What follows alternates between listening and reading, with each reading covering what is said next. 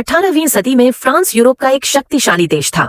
बाहर से देखने पर सब कुछ भव्य और समृद्ध लगता था, लेकिन इस चमक के पीछे आम जनता का जीवन दुख, भूख और अत्याचार से भरा हुआ था।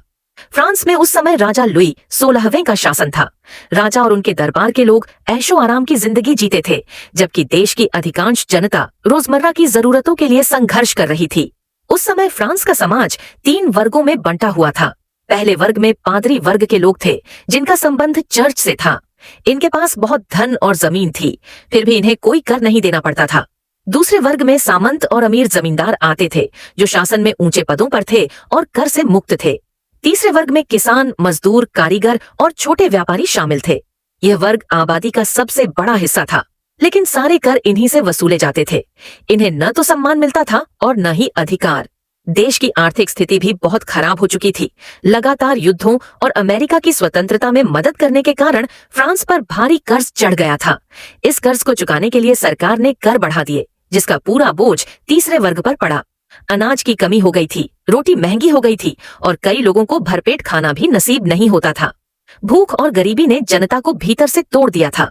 राजनीतिक व्यवस्था भी जनता के खिलाफ थी। फ्रांस में निरंकुश राजतंत्र था, जहां राजा ही सारे फैसले लेता था। जनता की राय का कोई महत्व नहीं था। राजा लुई 16वें निर्णय लेने में कमजोर साबित हुए। उनकी पत्नी मैरी एंटोनेट अपनी फिजूल खर्ची और विलासिता के लिए जानी जाती थी, जिससे जनता में आक्रोश और बढ़ गया। इसी समय कुछ महान विचारकों के विचार पूरे फ्रांस में फैलने लगे। जॉन लॉक ने कहा कि लोगों को प्राकृतिक अधिकार मिलने चाहिए। मॉन्टेस्क्यू ने सत्ता के विभाजन की बात की। रूसो ने यह विचार दिया कि असली शक्ति जनता के पास होती है।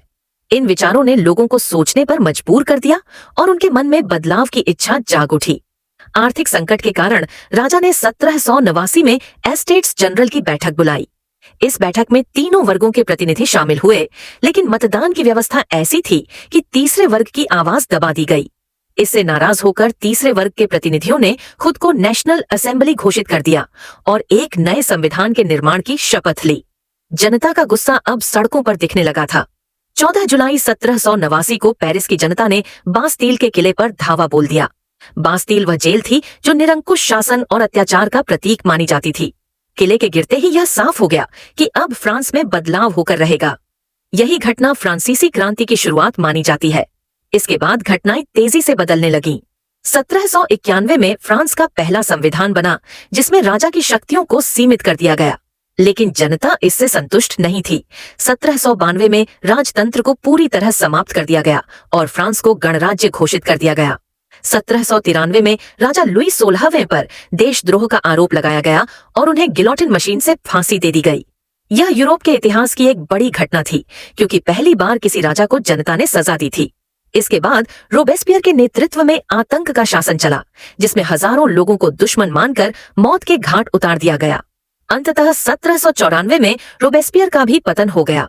इस पूरी क्रांति में महिलाओं की भूमिका भी महत्वपूर्ण रही।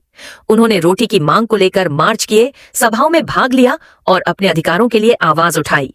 हालांकि उन्हें तुरंत समान अधिकार नहीं मिल सके। फ्रांसीसी क्रांति ने दुनिया को 3 महान विचार दिए: स्वतंत्रता, समानता और भ्रातृत्व।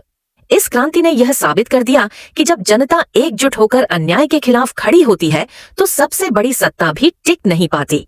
फ्रांसीसी क्रांति केवल फ्रांस तक सीमित नहीं रही, बल्कि इसने पूरी दुनिया को लोकतंत्र और मानवाधिकारों की राह दिखाई।